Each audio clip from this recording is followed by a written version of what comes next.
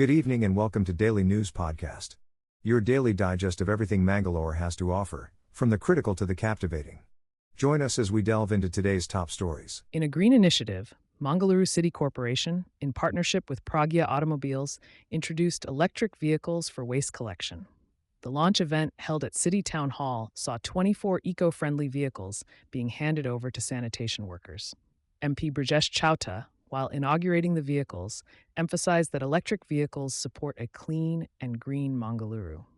Praising Pragya Automobiles, he highlighted their contribution towards PM Modi's Atmanirbhar Bharat and Make in India vision. In a pioneering move, private buses in Dakshina Kannada district are embracing digital payments with the introduction of UPI transactions for passengers. The initiative by the Dakshina Kannada Bus Owners Association aims to boost convenience and efficiency in bus travel along the coastal region. This marks the private bus sector as the second transport system in Karnataka to digitize ticketing, following in the footsteps of KSRTC. Alongside UPI payments, buses will be equipped with GPS for real-time tracking, enhancing service management. The introduction of online ticketing will streamline the process for commuters, complementing the existing Chalo cashless cards that offer substantial discounts. The association president highlighted the success of the Chalo cards, especially the 60% discount for students backed by valid identification. Moving forward, the cards will be rebranded as DKBOA student cards. These advancements aim to elevate the travel experience while upholding stringent standards of passenger safety by the Dakshina Kannada District Bus Owners Association. In a tragic incident, a health officer named Manoj, serving at the Manjeshwar Block Panchayat Family Welfare Center in Kasaragod, was found dead in his residence. The 45-year-old officer was discovered in the toilet of his housing complex near the SIT school in Manjeshwar. Neighbors raised the alarm after detecting a foul smell coming from the house, leading the police to investigate further. It is suspected that the officer may have passed away due to a heart attack 2 days ago. This unexpected loss has left the local community in shock and mourning. In a tragic turn of events, 2 individuals have taken their own lives in separate incidents in Udupi district. Madhava, aged 58, from Gundibailu, was found hanging in front of a well at his residence on June 17. It's believed that personal distress led him to this extreme step. Similarly, Jerome Pinto, aged 70, from Kuntalpadi in Karkala, was found hanging in his house on Tuesday, June 18th. Reports suggest that personal reasons might have pushed him to take such a drastic decision. Such incidents serve as a stark reminder of the importance of mental health awareness and support in our communities. In a shocking turn of events, the police investigation into the mysterious death of 37-year-old Hemavati from Bilanuru village in Purni has revealed it to be a case of murder. The authorities have arrested the minor nephew of the deceased, a 10th standard student and the son of the victim's elder sister. Reports suggest that the accused boy, who was living with his aunt, allegedly misbehaved with her, and when she resisted, he strangled her to death. Initially assumed to be a cardiac arrest, the truth behind Hemavati's demise has sent shockwaves through the community. In a recent development, the truck owners in Dakshina Kannada are facing a setback due to the state government's decision to increase the sales tax on diesel by 4.1%. The president of the Truck Owners Association expressed concerns over the potential losses this hike could cause to the transport sector. He emphasized the need for the government to regulate truck rentals, especially for goods transportation from ports and other commodities. The association highlighted the issue of missing terminals in Mangaluru, leading to theft of truck parts. On a related note, the Democratic Youth Federation of India, DYFI, strongly opposed the hike in sales tax on fuel and urged the government to reconsider its decision. Meanwhile, the BJP workers, led by MLA Bhagirathi Marulia, protested against the hike in Sulia and warned of intensifying their agitation if the government fails to roll back the increase. This issue has raised concerns among the public as the prices of petrol and diesel continue to rise, affecting the common people. In a major update from the Southern Railway headquarters, 12 passenger service trains operating through Mangaluru Railway region will be renumbered as passenger trains starting July 1st. The renumbering aims to revert to pre-COVID-19 service nomenclature. Trains previously starting with 0 will now have numbers starting with 5, 6, or 7. For instance, the Mangaluru Central Kabaka Puttur Mangaluru Central Express Special will now be train no. 56625 56626. The Mangaluru Central Subramanya Road Mangaluru Central Express Special will operate as train number 56629 563. Alongside renumbering, passenger train fares have been adjusted to pre-COVID levels since February. This transition aims to align fares with the service level provided post-pandemic. The restoration includes the Mangaluru Central Madgaon Express special fare, set at ZAD 105 for Mangaluru to Madgaon route. Passengers are advised to check updated train numbers and fares for a seamless travel experience. In a historic event, Russian President Vladimir Putin visited North Korea to strengthen ties and cooperate against U.S.-led sanctions. Welcomed by North Korean leader Kim Jong-un at Pyongyang's airport, the two leaders embraced and discussed their nation's unity. Putin praised North Korea's support in Ukraine and vowed to oppose Western ambitions. The visit aims at enhancing trade, payment systems independent of the West, and joint opposition against illegal sanctions. Meanwhile, concerns rise over the arms arrangement between Pyongyang and Moscow. South Korea and the U.S. monitor the increasing exchanges, accusing North Korea of providing military support to Russia amid tensions on the Korean peninsula. The visit signifies Putin's efforts to boost Russia's influence and rekindle Soviet-era alliances, with plans to visit Vietnam next. U.S. officials express concerns over Putin's alignment with North Korea amidst the ongoing conflict with Ukraine. In a recent development, a fierce encounter erupted today between terrorists and security forces in the Watergam area of Baramulla district in Jammu and Kashmir. The security personnel had launched a cordon and search operation based on credible intelligence about the presence of militants in the region. The situation escalated when the terrorists initiated gunfire towards the security forces, leading to a full-blown encounter. Fortunately, no casualties have been reported as of now. Further updates on this ongoing operation are awaited. Stay tuned to Mangalore Today for the latest updates. In Mangalore today, a severe heat wave grips the national capital as Delhi faces a tragic toll. 5 lives lost and 12 critical at Ram Manohar Lohia Hospital due to scorching temperatures. Dr. Ajay Shukla warns of high mortality in heat stroke cases, emphasizing the importance of early intervention. With temperatures soaring above 45 degrees, residents are urged to stay cautious. Awareness and immediate cooling measures crucial to combat the heat wave. Let's stay vigilant and spread awareness to prevent further casualties. In a major development, Air India has announced the launch of premium economy class on select domestic routes.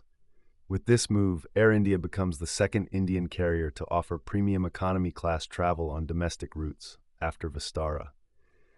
The airline has introduced a 3-class configuration on its newly inducted narrow-body aircraft, featuring a business class, premium economy class with extra legroom, and economy class. Specifically, on routes like Delhi-Bengaluru and Delhi-Chandigarh, passengers will now have the option to experience premium economy seats. This marks the first time Air India has introduced premium economy cabins on its narrow-body aircraft, providing a wider choice to its guests. The airline plans to extend this 3-class configuration to its entire full-service narrow-body fleet in the coming year. This enhancement in service is aimed at enhancing the overall flying experience for passengers, as per Campbell Wilson, the CEO and Managing Director of Air India. In a recent report by Henley & Partners, it has been projected that around 4,300 millionaires are set to leave India this year, with many choosing the UAE as their new home. Last year, 5,100 Indian millionaires relocated abroad, making India the third-ranked country globally for millionaire migrations. Despite this trend, India continues to show wealth growth and produce new high-net-worth individuals, mitigating concerns over the outflows. Indian private banks and wealth management platforms are expanding into the UAE to cater to their clients' investment needs. Approximately 128,000 millionaires worldwide are expected to relocate this year, with the UAE and the USA being the preferred destinations. Millionaire migrations not only contribute to foreign exchange reserves, but also stimulate local economies by creating jobs and opportunities. Reasons for migration include safety, financial considerations, tax benefits, business opportunities, and overall quality of life. Mangaluru, June 19th. The India Meteorological Department, IMD, has forecasted below normal rainfall for the month of June, with a slowdown in the progress of the monsoon. While southern and northeast states may experience normal to above normal rainfall, northern and central states are likely to face below normal precipitation, exacerbating the heat wave conditions. This year, the monsoon onset was earlier than usual in Kerala and the northeast regions, but its progress has stagnated. As of June 18th, the country has received 20% less rainfall than the long-period average. The inadequate monsoon can impact agriculture, with over 50% of farmland relying solely on rain for irrigation. The monsoon's erratic behavior last year necessitated restrictions on food exports to stabilize domestic prices. A robust agricultural sector not only ensures food security but also fuels industrial growth by generating demand for various products. The nation waits for the monsoon to regain momentum to support the economy. In a shocking turn of events, police investigation into the death of actor Darshan Thugadipa's fan, Renukaswamy, has taken a disturbing twist. Evidence seized from Darshan's residence in Bengaluru's R.R. Nagar includes clothes that were allegedly worn on the night of the murder. While initially missing from a laundry basket, police later found the clothes washed and hung out to dry on the terrace. Darshan claimed his house help may have washed them during laundry. Autopsy reports reveal Renukaswamy was brutally attacked with wooden clubs and died of shock and hemorrhage. The post-mortem also indicated he was kicked and suffered further torture, including electric shocks. Darshan, along with his friend Pavitra Gowda and 15 others, have been arrested in connection with the case.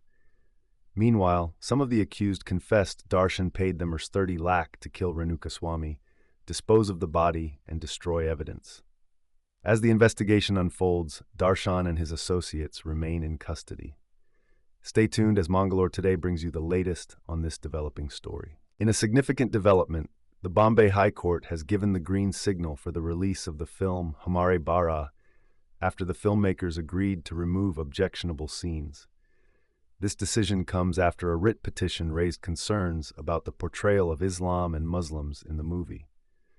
Justices B.P. Kolabawala and Firdosh Puniwala oversaw the case and mandated the deletion of specific dialogue in a Quranic verse, alongside the addition of disclaimers. The Central Board of Film Certification will recertify the film by June 20th, 2024. The court also ordered the filmmakers to bear legal costs and donate Rs 5 lakh to a charity chosen by the petitioner. The bench commended the film for its positive message of empowering women and emphasized that the audience is not expected to leave their critical thinking behind while watching. Initially postponed, the film's release faced hurdles, but has now been cleared for screening on June 21st, 2024. In an auspicious event, Prime Minister Narendra Modi inaugurated the new campus of Nalanda Vishwavidyalaya in Rajgir, Bihar. Emphasizing the significance of Nalanda University, PM Modi highlighted its historical importance and role in preserving knowledge. Addressing the audience, he expressed his joy in visiting Nalanda within days of being sworn in for a third term, underscoring the values it upholds. The inauguration marks a rekindling of India's rich heritage, with PM Modi stating that the university will greatly benefit the educational aspirations of the youth. The ceremony was attended by dignitaries including External Affairs Minister S. Jaishankar, Bihar Governor Rajendra Vishwanath Arlikar, and Chief Minister Nitish Kumar. Foreign envoys from 17 countries were also present, reflecting the global interest in Nalanda's revival. The new campus boasts modern facilities, including classrooms, auditoriums, hostels, and sports complexes, promising a conducive environment for holistic education. In a tragic incident in Chennai, a high-profile individual's daughter allegedly ran over a man while he was sleeping on a pavement. Madhuri, the daughter of YSR Congress Party Rajya Sabha MP Bida Mastan Rao, was driving her BMW accompanied by a friend when the accident occurred. The man, identified as Surya, succumbed to his injuries. Despite fleeing the scene, Madhuri was arrested but later released on bail. The victim, a 24-year-old painter, had recently married, leaving his relatives and residents demanding justice. The car, registered in Puducherry, belonged to the BMR Group associated with the Rajya Sabha MP. Investigations are ongoing as the community mourns the loss of Surya. In a groundbreaking move, President Joe Biden has proposed a pathway to citizenship for over 500,000 undocumented immigrants married to U.S. citizens, residing in the country for a decade. The announcement also includes plans to facilitate high-skilled employment visas for DACA beneficiaries. This initiative aims to keep families together and boost the economy. The decision has garnered praise from various immigrant advocacy groups and Democratic leaders. While acknowledging this progress, Vice President Kamala Harris emphasized the need for further efforts to reform the immigration system, calling for permanent protections for dreamers. Secretary of Homeland Security Alejandro N. Mayorkas outlined actions to enable undocumented spouses of U.S. citizens to pursue lawful permanent residency without leaving the country. These efforts are set to enhance family unity, economy, labor interests, public safety, and foreign relations. This historic announcement is set to transform the lives of many immigrant families, bringing stability and hope across the United States. In a major development, Sri Lankan cricket legend Muthaiya Muralitharan is set to invest a whopping Rs 1,400 crore in setting up a beverage and confectionery unit in Badanagup, Chamaranagar district. The former cricketer, known for his successful soft drinks business in Sri Lanka, will be expanding under the brand name Muthaiya Beverages and Confectionaries.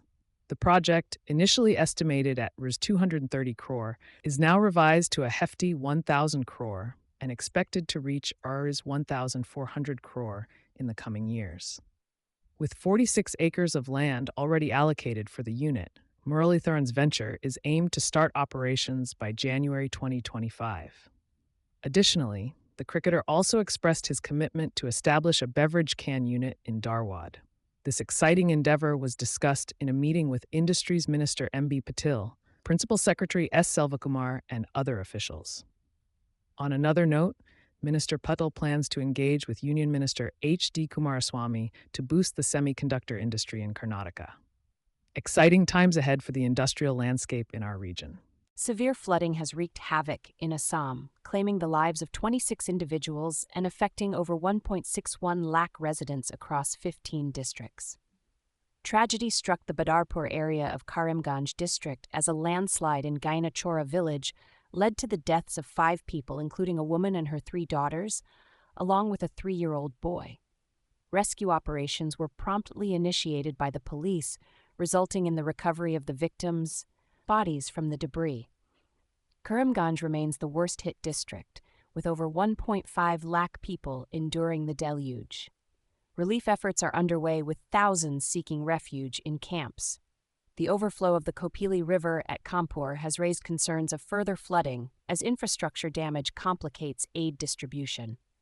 Our thoughts are with the affected communities as they navigate through this challenging time. In a shocking incident that has left the residents of Mumbai astounded, a human finger was discovered inside an ice cream cone by a doctor. The finger, found in a Yummo ice cream, has led the police to a breakthrough. It has been revealed that a staff member at the Pune factory of Yummo ice cream had suffered a finger injury, leading to suspicions that this could be the source of the finger found in the ice cream. Police have sent samples for DNA testing to confirm the identity of the finger. Dr. Orlam Brandon Sarao, who made the shocking discovery, described his trauma upon finding the finger, leading to a police case against Yummo for food adulteration and risking human life. The food safety standards of India have taken action by suspending the manufacturer's license and are actively investigating this disturbing incident. This case has sparked concerns about food safety standards, and police are leaving no stone unturned in their investigation to uncover the truth. In a tragic event, at least 550 pilgrims lost their lives during the Hajj pilgrimage, with the scorching heat being the primary cause of death. The majority of the deceased were Egyptians, succumbing to heat-related illnesses in Mecca. The Hajj, one of the 5 pillars of Islam, has been increasingly impacted by rising temperatures due to climate change, with temperatures reaching a staggering 51.8 degrees Celsius in Mecca. While Saudi authorities have treated over 2,000 pilgrims for heat stress, many unregistered pilgrims faced challenges accessing basic necessities during the pilgrimage, leading to chaos in camps and tragic consequences. The Saudi health minister assured that health plans were effectively implemented to prevent major outbreaks of diseases.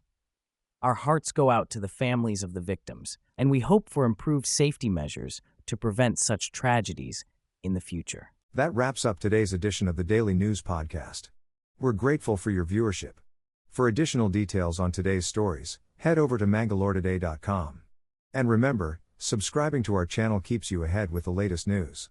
Stay informed, stay safe.